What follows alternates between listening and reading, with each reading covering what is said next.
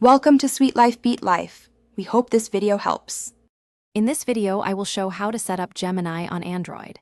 First, download the official Gemini app from the Play Store or a trusted APK source, then allow required permissions.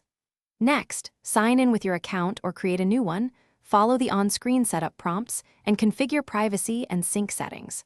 Finally, test voice and text features to ensure functionality before using Gemini for your tasks and searches. Start by opening Google Play Store and searching for Gemini. Tap Install and watch the progress indicator.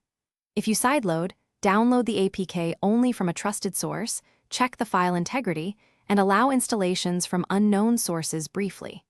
After installation, open the app and accept basic permissions to enable core features like speech and storage. Keep the app updated to benefit from bug fixes and improved performance over time.